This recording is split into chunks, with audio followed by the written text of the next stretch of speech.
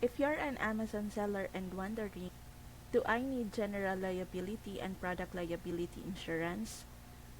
With Next Insurance, you can actually combine both into one policy.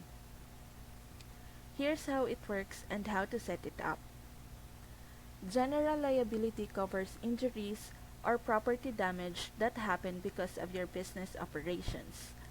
Product liability covers injuries or damage caused by a product you sold. With Next Insurance, both are included in a single general liability policy.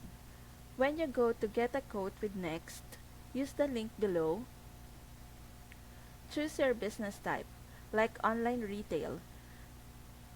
They'll show you a general liability plan that already includes product coverage. No need to buy two separate policies, it's all bundled. If you're selling on Amazon, combining this into one policy makes things simpler and compliant. Tap the link in the description to get your quote from Next Insurance and get both coverages in one clean plan.